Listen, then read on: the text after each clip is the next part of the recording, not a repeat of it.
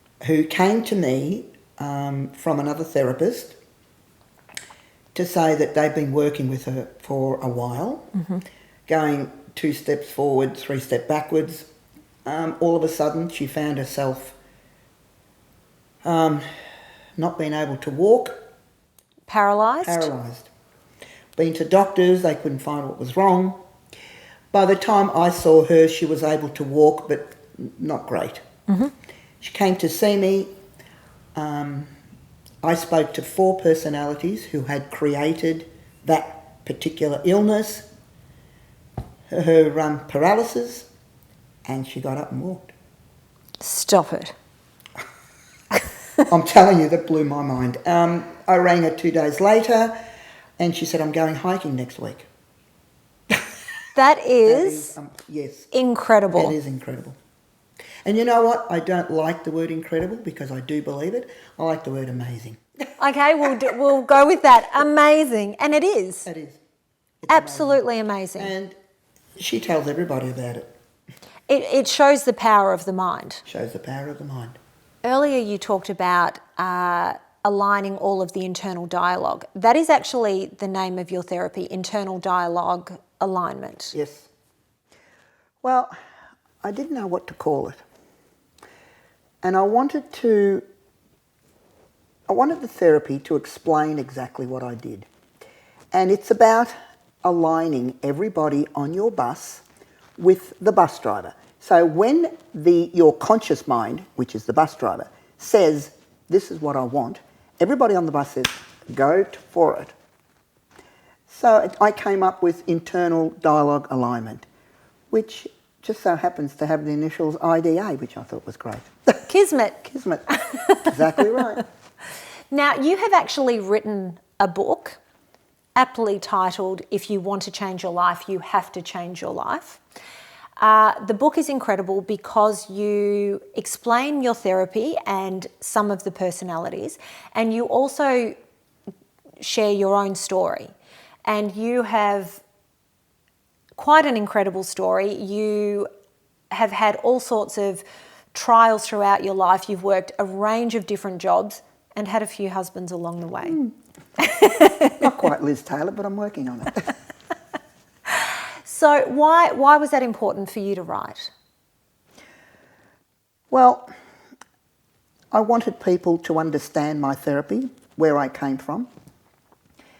It's divided into 3, the beginning, the middle and the outcome. So that people understand, as I said, where I came from and what I've achieved now. I think it's a fantastic read and an incredibly easy book to read. I can almost hear you telling me the story when I'm reading it, which is always a great sign. So a question that I always like to finish up with is, what mark do you want to leave on this world? I would like to be able to make people realise that they're not sheep, but turn them into shepherds. To know that you live in this world but not of it. So no matter what happens in this world, it doesn't really affect you if you don't want it to affect you. So you know that you are now in control and not at the mercy of the outside world. Empowerment. Exactly. Ida, thank you so much for taking the time to speak with me. You know that I think you are incredible. If you would like to purchase a copy of Ida's book or perhaps book a session, email Ida at idavoice@optusnet.com.au. That's all for this episode of Sady Says. Until next time, I'm Natalie Sady.